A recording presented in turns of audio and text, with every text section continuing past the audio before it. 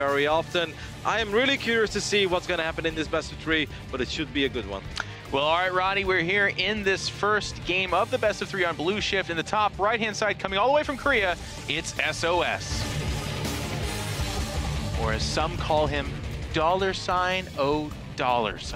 And in the left bottom side of Blue Shift, we're looking at the main base of the man who had the best year in StarCraft 2 of his professional career. Can he close it out here? It is HeroMarine. And already I'm seeing a probe coming across the map after Pylon, and was it after Pylon? Yeah. Yeah, it was. So that's a quick scout out of him. And even little things like this, guys, like this is not the crazy we're talking about, obviously, but I will tell you from HeroMarine's perspective, that does strike him as odd. This probe is showing up quite a bit earlier. There's the first thing that's going to happen. It's going to be a gas steal. Now, HeroMarine was not necessarily posturing to necessarily take that, but of course he won't have that option available to him now. And that does narrow down the possibilities for SOS, but also makes things weird for HeroMarine. He's like, is this the beginning of something else that you have in store for me? I mean, we're talking about things being weird and odd, and this may not seem like the craziest thing ever, but if you're HeroMarine, you're like, what? Why do you send your probe to the other side of the map that early? And the reason why this obviously hurts Protoss builds is that probe could have been gathering minerals right now. It could have been mining gas, because you don't even have proper saturation that early on. Now he also steals a gas, and that's not something that normally Terran players will really be shocked by. It's like, okay, you want to take my gas, so what?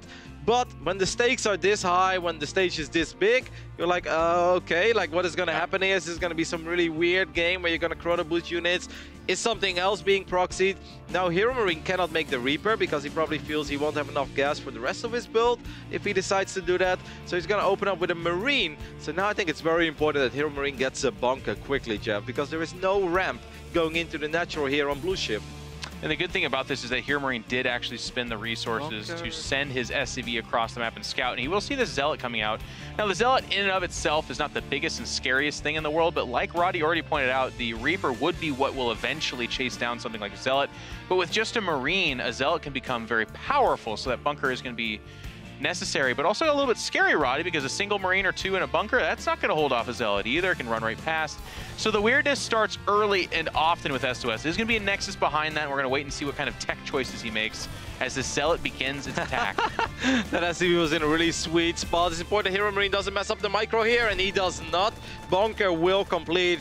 Marine jumps inside of the bunker. So far, so good. Yeah. If this wouldn't be like SOS playing, you're playing against SOS in the global finals, HeroMarine would look at this and be like, okay, this is a really good start. I don't know what this Protoss is doing. That's how normally these Terran players analyze these kind of openings. And it's going to be a Twilight Council behind that, so we'll have to wait and see if it is going to be Dark Shrine or Blink or both. Something along those lines. The gas still being taken inside the main. Now, of course, as the natural finishes up, we can see a gas has gone down there. So for right now, HeroMarine's saying, I'm not even going to send Marines back there to deal with that. You're just such a weird player that I'm going to kind of see what happens here, then maybe go deal with it. And that's all fine and good. Now, a Robo is queued up here as well. I'm feeling Dark Shrine. Yeah, I think you're right. I mean, that's a very quick Robo. He's going to fire a Blink. So far, I'm not impressed by this opening from SOS. It really doesn't seem like it has accomplished anything. He is only 4 workers ahead, and I say only because Protoss can have a bigger advantage in this phase in the game. And then don't forget that he wasted some Chrono Boost energy on Gateway units. He also sent a probe to the other side of the map very early on. Didn't accomplish much, and we've been talking a lot about HeroMarine, but we can talk about SOS as well. A lot of players had high expectations of the 2-time world champ coming into this tournament.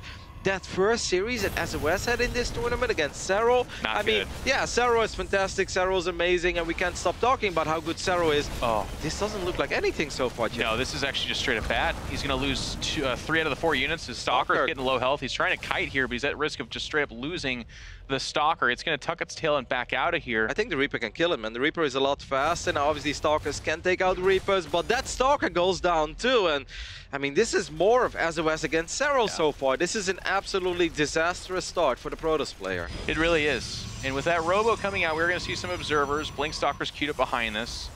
There is no army for SOS. That's kind of weird, but for Protoss players, it's not Super unweird. No, but normally if you go up to 3 bases, 4 minutes and 40 seconds into the game, you at least have 4 or 5 stalkers with blink, maybe even a sentry, a shield battery here and there. He was taking his third nexus of 3 army supply, of which 1 was an observer. Okay, a little greedy. Yeah, We'll call it a little greedy. I mean, how about double forge on top of that, Roddy? Yeah, I don't know what I'm looking at. And now this Reaper is getting a 5-minute scout, which is also unusual. I know this sounds like Roddy and I are picking on SOS right now, but I do have to kind of just illustrate how I'm trying to use like caster polite language right now. This is bad. This is quite bad. Where's the observer? Can we take a look at it real quick? Did the observer 2 observers actually? Did the observer see this army move out? No. Did he F2 or something? It almost felt like he F2'd his observer back. The Stalkers are now in a very awkward spot because the Marines are already on the right side, and this means SOS is going to be okay. This is I think it's actually good for SOS. There's no medevacs here. The unit count is not super impressive. I want to see that tank fight. Come on, HeroMarine. What are you doing with that tank? That tank could have easily fought these Stalkers. Yeah, exactly. A lot of time being bought here, by the way. Oh, we actually missed out on this Liberator getting 6 kills. Very impressive over there. The tank is quite low in health. 3 out of 4 Stalkers went down so far. Sure, SOS is buying time for this Nexus. That's nice and all. But once again, Stalkers are not cheap units. HeroMarine is up 10 SCVs, Jeff. 10. A Terran player being up 10 workers against the Protoss. Not bad. This harass will kind of cease. I think it's the right choice from HeroMarine. He's going to pull back. He got some damage done with the Liberators. He actually escapes with the tank. That's going to be the critical unit there. You can lose a few Marines, that's fine. They're mostly disposable. We want to keep that tank count getting higher. Lots of gateways finishing for SOS, but as Roddy's been pointing out, the probe count is not super mega impressive. So yes, he is on 3 bases, but it is actually functioning as just now almost full saturation on 2 bases. HeroMarine is getting a turret there, and that's an anti-Dark Templar turret. Obviously helps against observers as well, but it's mostly like, this is going way too good, and that must mean that something else is going on. No, this is actually it. And you know what's worth mentioning? I don't think he necessarily forgot it. Maybe he was low on gas, but SOS still didn't start either charge or glaives. I'm expecting charge here, but it's important that he does fire that up soon, because just blink Stalkers are not going to cut it eventually. This is not a good game so far from SOS. Absolutely not. And he keeps trying these little maneuvers and losing a few units here and there. He's already wiping in Zealots, Jeff. I think he's forgetting. Are these the Zest slow Zealots from Home Story Cup fame? It's really important that he fires up charge soon, guys. Otherwise, his army is gonna be awful. There's no other way. No, it's a mistake, Roddy. Okay. Oh no, there it is. Actually, okay. Well, if it was a mistake, he's now realizing it. 2-2 has not been started yet either, but he actually has an upgrade advantage for right now against HeroMarine. So HeroMarine just finishing up combat shields fairly soon here as well, and stim. So that's worth noting. The aggression will wait until then. Scans, again, sees no gas at the 3rd. HeroMarine is in an absolutely phenomenal spot. The Warp Prism takes a lot of damage, but these Zealots don't have charge yet, so it really shouldn't be that hard for the German Terran player to clean this up. The Stalkers are still annoying. I do like what SOS is doing here, a little bit of multi-prong. He is floating money, but he's got a lot of gateways, but the Prism does not He didn't have stim. He actually didn't have stim to finish it off. With the Warp Prism living, by the way, that's such a nuisance, because if you pick that off, it's almost an insta attack for the Terran player. They're like, well, oh no, did the Viking get it? Did the Viking get it? Yeah, I mean, he's firing up a new Prism, so I think you're onto something. And sure, this may have looked kind of cool, but Stalkers and Zealots, guys, I've said this many, many times in my casting career already. They're very good as long as the armies are small. You look at HeroMarine's army supply right now, 66. In a minute or 2 from now, and he's going to be closing in on 85, 90, or even 100 army supply. Zealots are not going to cut it anymore. There's no +2 armor on the way either. Yeah. I know it seems like I'm being very negative about what SOS is showing us so far, but this is just not very good. Yeah, it's he definitely improvs when he gets into these games, and right now he's still down 10 workers. He's improving to a crowd that's not clapping and they're not laughing, and he's just like, The big concern here for me personally, Roddy, is the medevac count, by the way. One of the natural things that can happen is that medevacs can peel off and go for drops. You pick them off, so the Terran has only 3 or 4 with their army.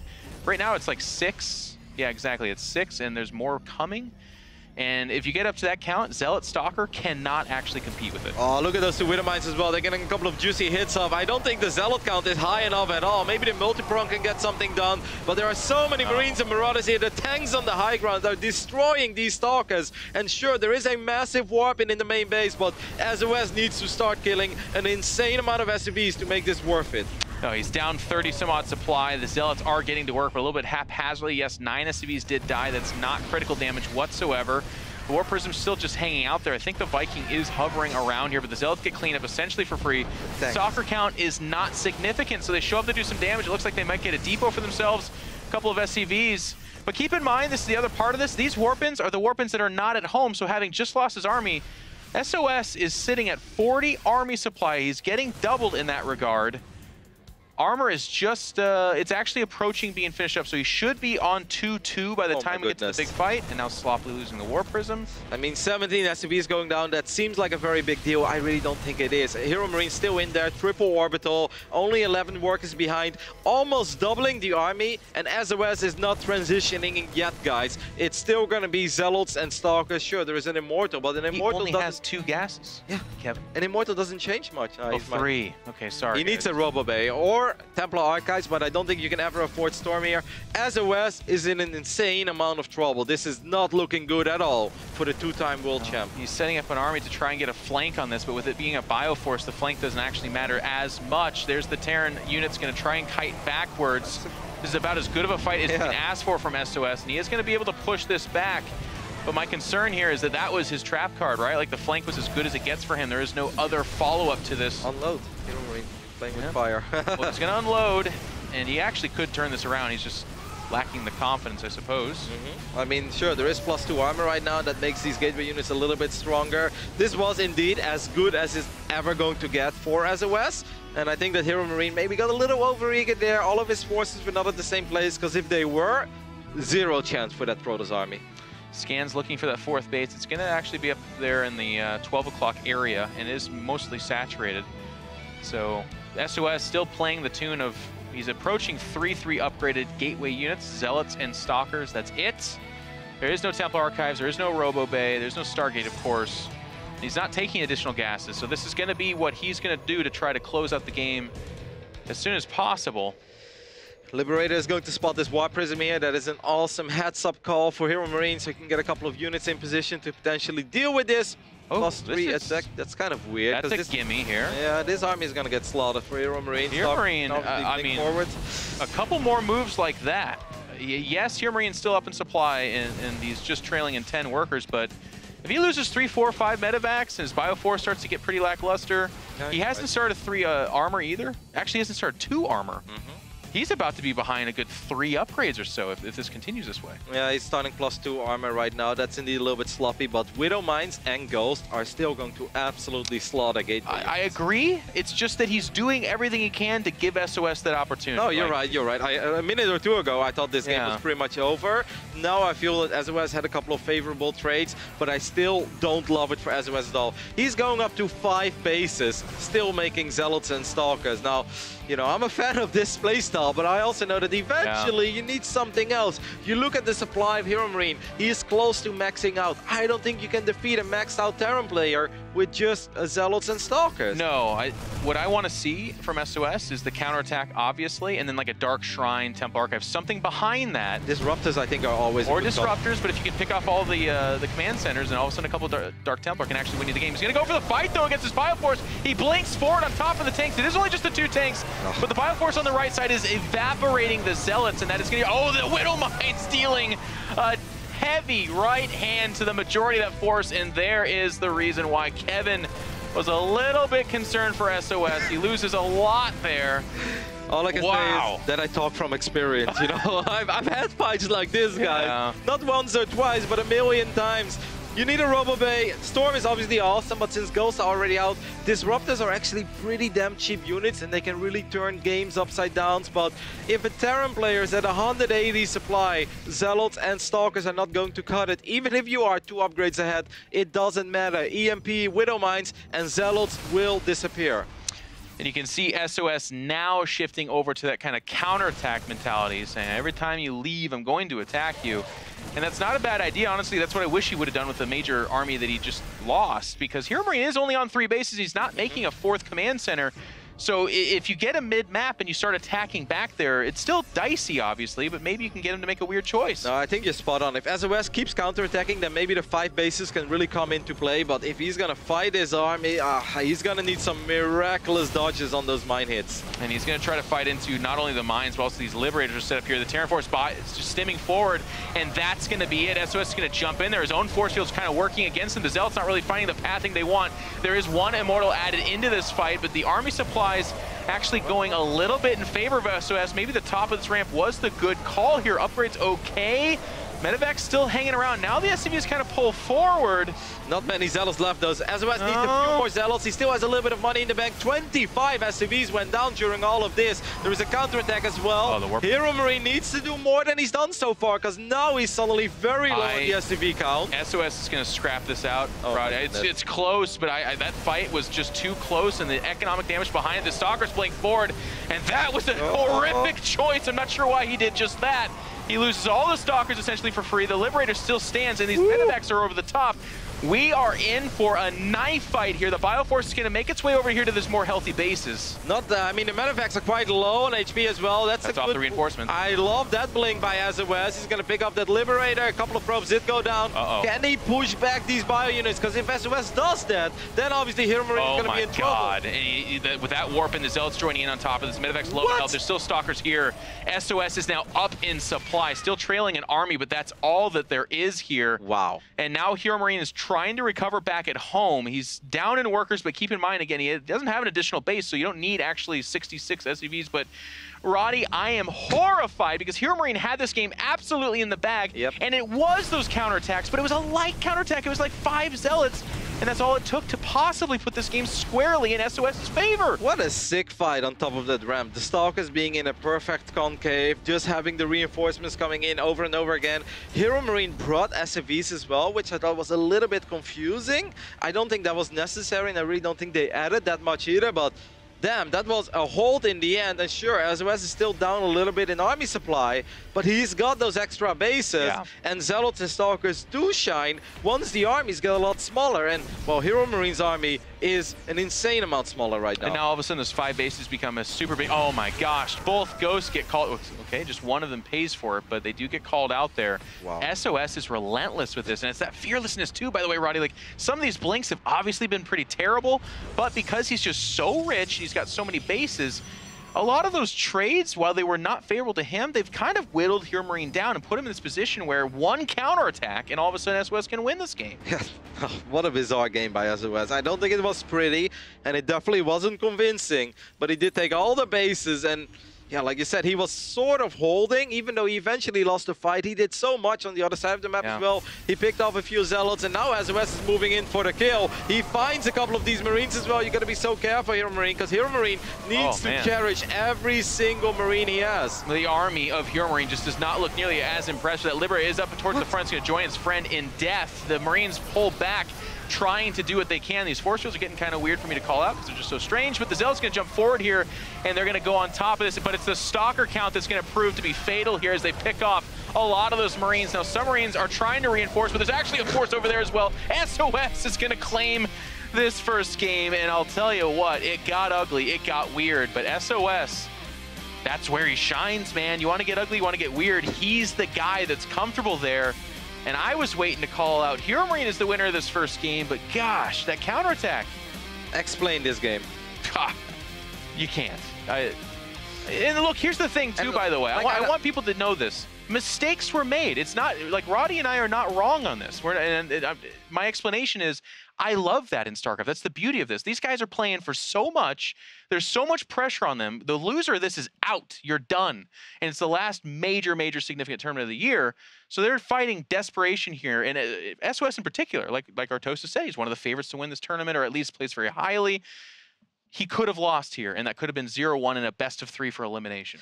I would have loved to see HeroMarine obviously be a little more on point when it comes to the upgrades, because he didn't start +2 when he obviously could have. And I also think we can be a little bit critical of why did he never throw down a 4th CC? You know, you can always fly it over. You can build it in defensive. He didn't need to end the game there with that push. I cannot fault him for thinking he could, because he had 180 supply and he's fighting Zealots and Stalkers. So I absolutely understand the move out. Looking back at it, you could say it wasn't necessary. I don't really understand why he brought SCVs as well. That was really confusing to me. And then he didn't use them for the most part. Yeah, they were just kind of standing there. And then on top of that, he lost SCVs because a couple of Zealots showed up at his third base. And that's where things suddenly took a downward spiral real quick. I mean, that was a bizarre game, and I think a game that's really hard to forget for HeroMarine because he had that one. sOs did not have a pretty early game. You leave a Liberator behind, you rally your units over to that third, and I think this is a very different game. But either way, we are now in game number 2 with sOs leading 1-0 in this best of 3. In the top left-hand side of Dreamcatcher, it's the Korean Protoss, sOs. I wonder how he feels about the game. He's like, yeah, another game. Yeah, I got a lot of went according to plan, you know. Not every fight went my way, but that's kind of how I envisioned it all along. In the right bottom side, we're looking at the main base of our German Terran. He's down 1-0. This is his last shot. It is HeroMarine. You know, Roddy and I had the honor of casting HeroMarine's first series against Zest, and I'll tell you, one of those games we talked a lot about how it's going to haunt him. Like, that's a game he should have won. This game was worse. This game was... like HeroMarine, you play that out 10 times, you probably win 7 or 8 of them. And I know that sounds really severe, but I'm telling you. I would say 9, I mean it. I'm saying 7 or 8 to be safe. But you're right. Like most of the cases, you button up that third, you throw down a 4cc, you take a more cautious fight over there. It's just Zealots and Stalkers. As the game goes on and your ghost count gets to 5 or 6, your upgrades start to sync up. You max out on Zealot Stalker, there's not much more that you can do with that. You can only fight or maybe counterattack, and the Terran is the one that gets to have more options as the game progresses. To explain maybe to some of the viewers, why did HeroMarine attack if he didn't really have to? Because technically, I know it looked like sOs had a big economic advantage, but that really wasn't the case for the majority of the game. Having more bases doesn't necessarily mean you have a much better economy. Right. Sure, he had a slightly higher mineral income, but even that was close because of the triple orbital command. I think that HeroMarine moved out because he felt this is my moment to only fight Zealot Stalker before either Disruptors, and Terran players hate Disruptors show up, or maybe Colossus, or that Templar transition finally kicks in. He felt this is my moment to fight Zealot Stalker, this is where I'm going to end the game. But sOs wasn't transitioning, and as long as the Protoss is not transitioning, then it's up to the Protoss to force the fights, because the longer it goes on, the worse that composition becomes. Well, to put it differently, Kevin, I think HeroMarine moved out because he thought he was going to win. Yeah. And that sounds really simplistic. A lot of people are like, don't you always move out to win? No. A lot of times you move out to win positioning or to do some damage to potentially win later. HeroMarine, I believe, pushed out literally because he thought we're one fight away and then you GG and I win this game. Yep. And he wasn't entirely wrong. It's just that he didn't kind of cover his bases quite literally. And the defense. And the fight went better than I think. I mean, I didn't go into it thinking SOS was going to do that well. Same here. But ramp advantage is a big deal. Yep. I saw tanks on the low ground. I saw an insane amount of bio units. I saw a couple 2 Liberators, mines. Yep. But sOs did a really good job in making sure the mine hits were not as disastrous as they could have been. He did a fantastic job for keeping his Stalkers alive for as long as he did, and yeah, just a lot of things went this way. This is already, guys, a much better start for sOs. You look at what he accomplished on Blue Shift in the beginning of the game. Not much at all. Now this command center is not even finishing up, and that's just like adding insult to injury, right? You said it before, it's hard to shake those games off if you're HeroMarine, and now this is how game 2 is starting. You're like, ugh, can't even finish my There's PC. a probe at the top right-hand side of the map. I believe it has not built a pylon, though. And I love that he actually took this Reaper and just scouted. So he sees the blinking Twilight Council. He knows that something is being upgraded there. Yeah, but compare this game to Blue Shift. CC has been delayed by a lot. 8 worker advantage already. Previous game it was like 4. Stalker survives. I mean, Blue Shift was a disastrous start, I think. This is... both brigade units go down. It's a little bit ugly. This is nice, though. The Reaper is actually finding a little bit of damage. But I still think sOs is a lot more satisfied with this start. Yeah. Certainly so. A couple of gateways being added behind this. This Cyclone has dreams of killing that Stalker.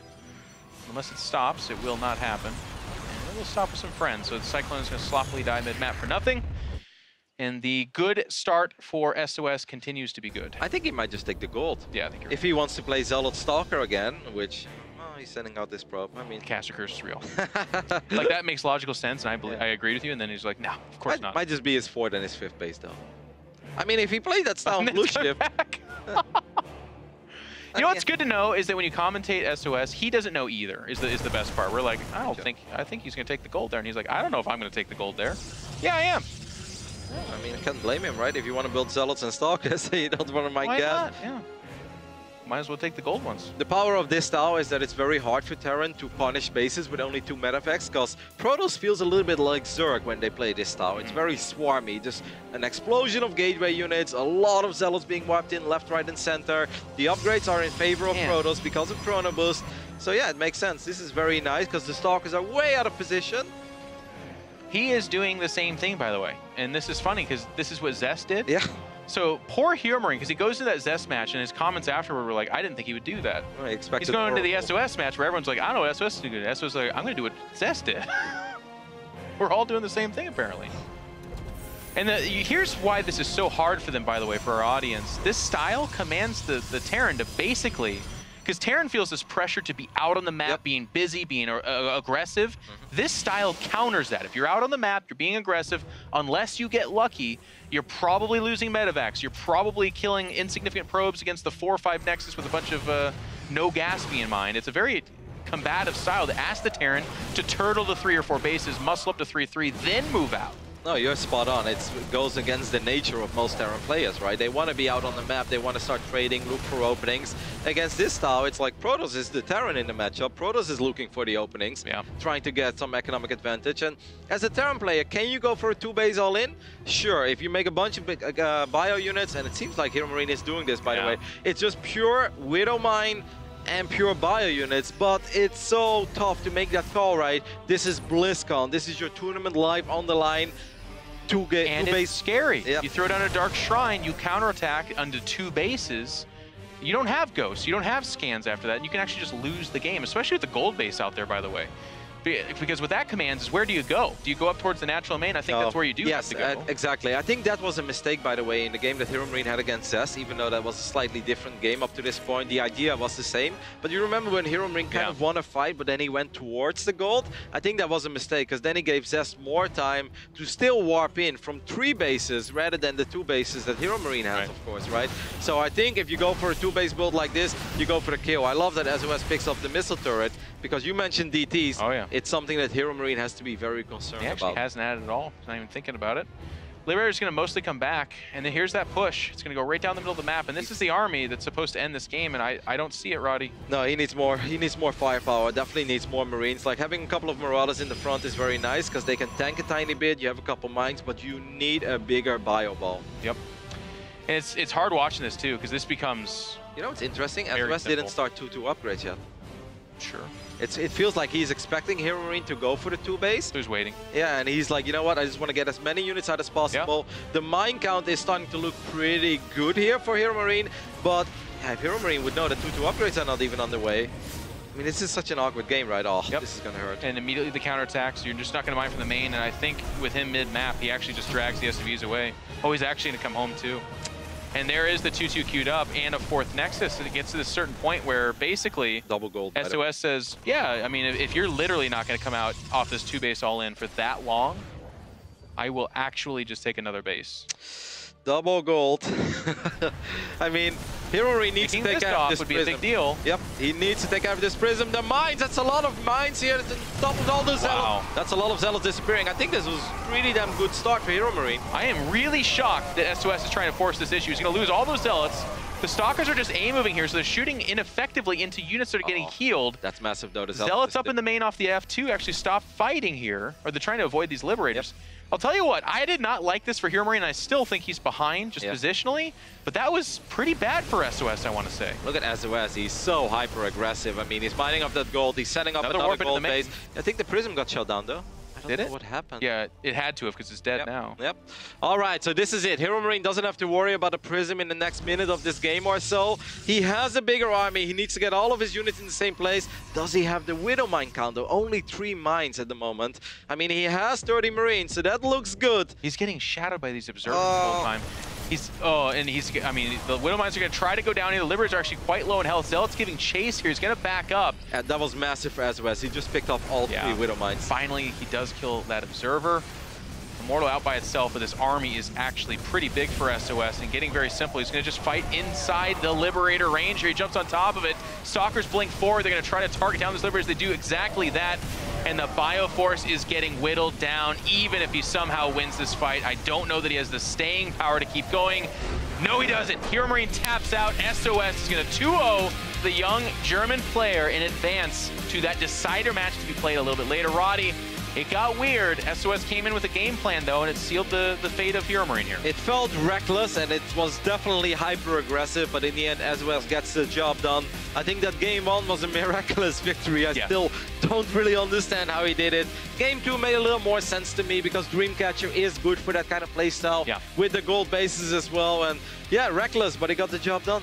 And that's, at the end of the day, what pays the bills. So SOS will move on beyond this match to face Zest a little bit later in an awesome PvP. One of those two players will not be playing next weekend at the BlizzCon quarterfinals and beyond, which is just an incredible thing to say.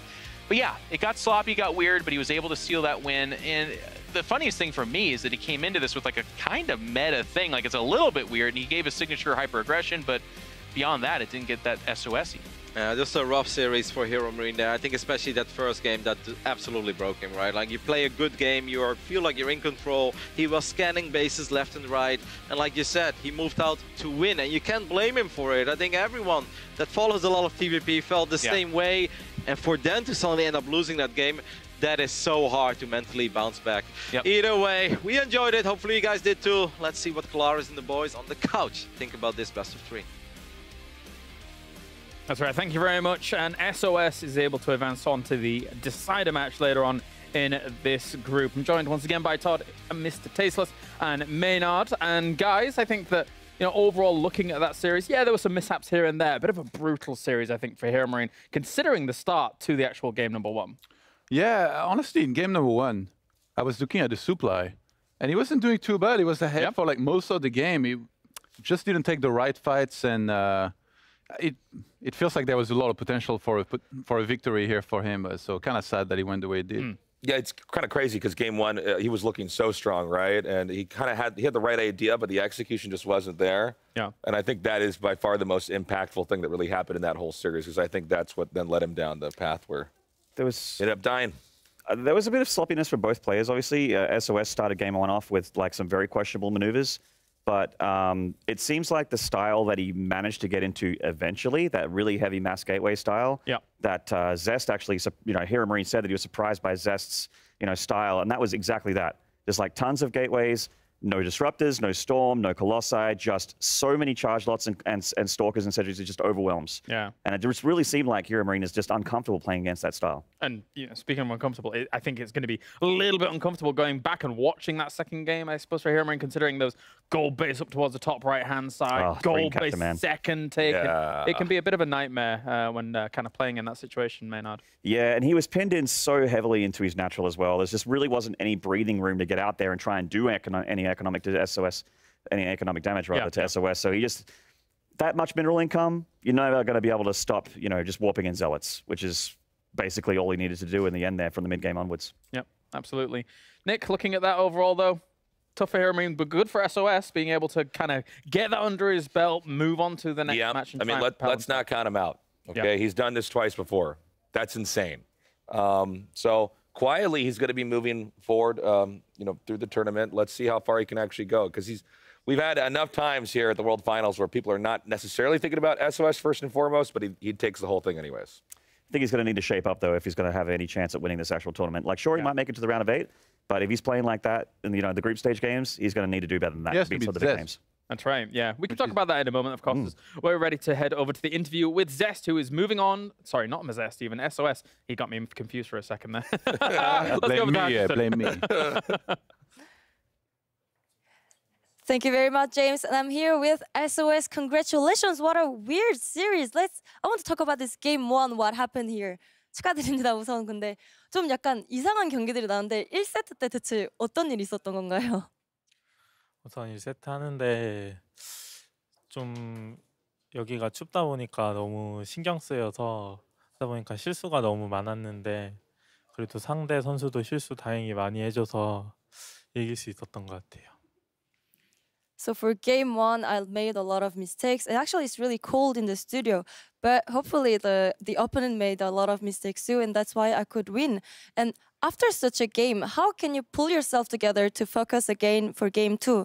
약간 이런 경기가 나오고 다시 이제 2세트를 시작할 때 어떻게 다시 약간 멘탈을 잡으시나요? 딱히 멘탈은 잡지 않고 그냥 이 맵에서 뭘 할지 생각하는 편이에요. Well, my mental was okay, but I was just thinking about the build I was going to do on this map. Okay, so now you're going against Zess, and I checked your head-to-head score, and you are down 5-13. Are you afraid of Zess? Or are you confident? How do you feel? 이제 다음에 주성 선수를 만나게 되는데 전적을 확인해 보니까 한 5대14로 주성 선수가 좀 많이 이겼더라고요. 그게 약간 좀 인식도 되고 좀 이제 어떠신가요? 자신감 있으세요? 우선 성욱이가 푸프전을 좀 잘하다 보니까 신경 쓰이긴 하는데 그래도 좀 단두대 매치이기 때문에 서로 심정은 비슷할 것 같아서 그냥 좀 편하게 해볼 생각이에요. 그럼 약간 우리 김유진 선수가 약간 시크릿 빌드 같은 거 좀 많이 좋아하시는데 그런 거 준비하셨나요? 제가 세라엘 선수 전만 준비 많이 했었는데 좀 세라엘 선수한테 져가지고 딱히 비장의 수는 별로 없는 것 같아요. 그냥 잘해봐야 될 것 같아요. So against Zest, you know, he's a really good Protoss and his PvP is pretty strong. But I think we're pretty even, so I'll just try my best. And I asked if he had any special build prepared against Zest. And he said, you know, I was more focusing against Cyril, but I lost. And I didn't really have time to prepare any special build against Zest. So let's see how it goes. Thank you very much. Great talking to you. And I can't wait to see the next game against Zest. Back to you, boys. Likewise, always kind of a treat here to see PvP, especially when it comes to SOS, a player who has built even some of his tournament success as a whole. If you think back to something like the $100,000 winner-takes-all tournament, that PvP in itself was kind of crazy to say the least. But as we say, we can kind of break down exactly what was going on there overall in that series. Unfortunate for HeroMarine to go out like that, I think, but he's definitely one of the hopefuls, I think, for 2019's WCS season as a whole. Yeah, for sure. He's one of those players that keeps on growing, and I think this year, he's had a pretty impressive year for sure. He doesn't put that much pressure on himself, I think, anymore, and it really shows. Yeah. So, might be able to do better next year, and I hope for him. He does so. I'm pretty sure he's going to keep on playing and trying. And yeah. Yeah, Maynard, you've watched him throughout the WCS series, and again, unfortunate to go out. You're walking away with $14,000, so it's not that bad. It's but always a chance for more. As they say where I come from, it's not bloody bad, Claris. There you go, it's not bloody bad. It's I like that. 14K just for showing up is pretty good. But what impresses me most about HeroMarine, I mean, obviously he's an amazing player. Yeah. He's so composed, and he's not that old. Like, he's a very young kid. Yeah. You know, he started pro gaming at a very young age off the back of his brother. You know, his brother sort of the backstory is that he's, you know, he had that older brother sort of story where his brother was a gamer and then he followed his footsteps, then managed to sort of become that pro gamer and reach that level. And he's so composed for a young guy, and that's really impressive to me because a lot of people can't do that. Yeah. But it's a sign of a guy that can go really, really deep and have a very impressive career. Because the only thing that I could really say about this is it's too bad in game one, the idea was there and the strategy, I think, was the right one, but the execution wasn't. And that sucks. You know, you get all the way to the end of the year, you get to this moment, and you had conceptually what you needed, but you couldn't pull it off. Yeah, the back and forth that they really had. We saw it there. A lot of us in the back were like, well, you know, HeroMarine's got this. Yeah. But it did not materialize towards the very end. Someone who's also very composed, I think, in a lot of situations is SOS Maynard, and he kind of kept his composure throughout that. We even heard in the interview, he knows that there were a few mistakes, but he also gave HeroMarine and said that there was many mistakes there on the other side as well, which eventually led to the SOS victory. Yeah, a bit of a comedy of errors, I guess, in game one especially. Game two was a little bit tighter, but still a few mistakes. I think, but you know, to go back to what you said, James, I just really think you'll be hard pressed to find a player from Jin Air that cracks under the pressure on stage. Like, even though it is BlizzCon, it's the biggest tournament of the year, and this is when you think that their composure would crack. I doubt we'll be seeing it from any of them.